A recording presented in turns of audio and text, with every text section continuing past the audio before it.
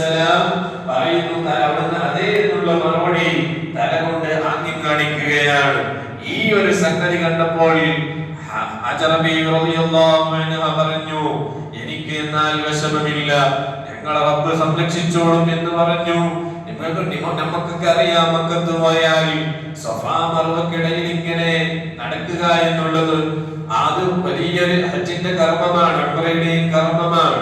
അന്ന് ഹജറ ബീവി റളിയല്ലാഹു അൻഹ ഭക്ഷണവും വെള്ളവും ഇല്ലാതെ കുട്ടി കരഞ്ഞപ്പോൾ 7 തവണ അങ്ങോട്ടും ഇങ്ങോട്ടും ഓടിയത് നമുക്ക് ചരിത്രങ്ങളിൽ കാണാം. എന്താണ് അന്നത്തെ? ഇന്ന് നമുക്ക് ആധുനിക സൗകര്യങ്ങളോട് കൂടി അവിടെ സജ്ജീകരിച്ചിട്ടുണ്ടെങ്കിൽ പോലും അത് 7 തവണ നടക്കുക എന്നുള്ളത് നമുക്ക് നമ്മുടെ ശാരീരികമായിട്ട് ഒരുപാട് പ്രയാസങ്ങൾ നമുക്ക് തോന്നാറുണ്ട്. എന്നാൽ അന്ന് ഈ സൗകര്യങ്ങളൊന്നും ഇല്ലാതെ വെറും അന്നത്തെ കുന്നും മലയും മാത്രമുള്ള ആ ഒരു സന്ദർഭത്തിൽ ഹജറ ബീവി റളിയല്ലാഹു അൻഹ അങ്ങോട്ടും ഇങ്ങോട്ടും ഓടി ആരെങ്കിലും വരുന്നുണ്ടോ എന്ന് ശ്രദ്ധിച്ചു നോക്കാൻ വേണ്ടി അങ്ങോട്ടും ഇങ്ങോട്ടും ഓടി നോക്കി, ആരെയും കണ്ടില്ല. അവസാനം ഇസ്മായിൽ നബി അലൈഹിസ്സലാമിന്റെ കരച്ചിൽ, ആ കരച്ചിൽ കാലിട്ടടിച്ചുകൊണ്ടുള്ള കരച്ചിൽ കാരണം അതാ ജിബ്രീൽ അലൈഹിസ്സലാം വന്നുകൊണ്ട് അവിടെ ഒരു കുഴി കുഴിച്ച് അതിൽ നിന്ന് വെള്ളം ഇങ്ങനെ ഉറവ് പൊട്ടുകയാണ്. അതാണ് ഇന്നും മുസ്ലിമീങ്ങൾ നമ്മളെല്ലാവരും കുടിച്ചുകൊണ്ടിരിക്കുന്നത് സംസം വെള്ളം എന്ന് പറയുന്നത്. ഇതൊക്കെ നമ്മൾ ചിന്തിക്കാൻ വേണ്ടിയിട്ടാണ്.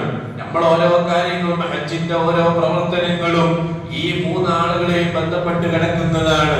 ഇന്ന് ബലിപെരുന്നാൾ സുദിനത്തിൽ നമ്മൾ ഇരിക്കുമ്പോ ഇവിടെ നമ്മളെല്ലാവരും ശ്രദ്ധിക്കേണ്ട കാര്യം, നമ്മുടെ നാടുകളിൽ പാവപ്പെട്ട ജനങ്ങൾ ആരൊക്കെയുണ്ടോ അവരെയെല്ലാം കണ്ടുപിടിച്ച് അവരിന്ന് സുഭിക്ഷമായ ഭക്ഷണം കഴിക്കുന്നുണ്ടോ, അവർക്ക് വസ്ത്രം ലഭിച്ചിട്ടുണ്ടോ, അവർക്ക് വേണ്ട കാര്യങ്ങളെല്ലാം കിട്ടിയിട്ടുണ്ടോ എന്ന് അന്വേഷിക്കൽ ഓരോ മുസ്ലിമിന്റെയും ബാധ്യതയാണ്. അങ്ങനെ ആർക്കെങ്കിലും ഭക്ഷണം കിട്ടാത്ത അവസ്ഥയുണ്ടെങ്കിൽ ഭക്ഷണം വാങ്ങാൻ, സുഭിക്ഷമായ ഭക്ഷണം കഴിക്കാൻ ഇന്നത്തെ ദിവസം അവരുടെ കയ്യിൽ കാശില്ലെങ്കിൽ അതൊക്കെ നമ്മൾ എത്തിച്ചു കൊടുക്കൽ വലിയ ബാധ്യതയാണ് മുഅ്മിനീങ്ങളുടെ. ഈ ഒരു ദിനത്തിൽ നമ്മൾ ഏറ്റവും കൂടുതൽ ശ്രദ്ധിക്കേണ്ടതാണ്. പാവങ്ങളുടെ കാര്യം നമ്മൾ ഒരിക്കലും മറന്നു പോകാൻ പാടില്ല. അതേപോലെ തന്നെയാണ് നമ്മൾ ഇന്നത്തെ ദിവസം കുടുംബങ്ങളിലൊക്കെ സന്ദർശനം നടത്തുക എന്നുള്ളത്. ഹബീബായ റസൂലുള്ളാഹി സ്വല്ലല്ലാഹു അലൈഹി വസല്ലമ തങ്ങൾ പറഞ്ഞതാണ്, കുടുംബ സന്ദർശനം മൂലം അതിற்கு ധാരാളം ബറക്കത്തുകൾ ലഭിക്കും. നമ്മളിൽ നിന്ന് അകന്നു കഴിയുന്ന കുടുംബങ്ങൾ ഉണ്ടായേക്കാം, പല കാരണങ്ങൾ കൊണ്ട് ജീവിതത്തിൽ തെറ്റിപ്പിരിഞ്ഞ ആളുകൾ ഉണ്ടായേക്കാം. പക്ഷേ അതൊന്നും നമ്മൾ മനസ്സിൽ വെക്കാതെ ഇന്നത്തെ ദിവസം കുടുംബങ്ങളിലൊക്കെ സന്ദർശനം നടത്തി അവരോട് സ്നേഹം പങ്കിട്ട് സന്തോഷം പങ്കിട്ട് അവരുമായിട്ട് ചേർന്ന് നമ്മളെല്ലാവരും ഈ പെരുന്നാൾ ദിവസം സന്തോഷിക്കുകയും ആഘോഷിക്കുകയും വേണം എന്ന് നാം ഉണർത്തുകയാണ്.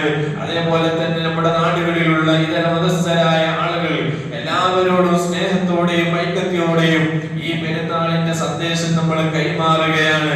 അങ്ങനെ എല്ലാവരും സന്തോഷത്തോടെയും സ്നേഹത്തോടെയും ഈ നാട്ടിൽ ഇനി മുതൽ അങ്ങോട്ടും നമുക്ക് ജീവിക്കാൻ കഴിയണം. അല്ലാഹു തആല നമുക്ക് തൗഫീഖ് നൽകുമാറാവട്ടെ. ഈ പെരുന്നാൾ ദിവസത്തിന്റെ ത്യാഗത്തിന്റെയും സഹനത്തിന്റെയും സന്തോഷം നമുക്ക് എല്ലാവർക്കും അല്ലാഹു തആല നൽകുമാറാവട്ടെ. ജാതിയോ മതമോ നോക്കാതെ മനുഷ്യനെന്ന നിലയിൽ പരസ്പരം സ്നേഹിക്കാനും സഹായിക്കാനും നമുക്ക് എല്ലാവർക്കും അല്ലാഹു തആല ഭാഗ്യം നൽകുമാറാവട്ടെ. ഒരിക്കൽ കൂടി എല്ലാവർക്കും എന്റെയും കമ്മിറ്റിയുടെയും പേരിൽ ബലിപെരുന്നാൾ ആശംസകൾ നേർന്നുകൊണ്ട് നമ്മുടെ കുടുംബങ്ങളിൽ നിന്ന് മരണപ്പെട്ടു പോയ മുഅ്മിനീങ്ങൾക്ക് വേണ്ടി നമുക്ക് എല്ലാവർക്കും ഒരു യാസീൻ ഓതി ദുആ ചെയ്യാം.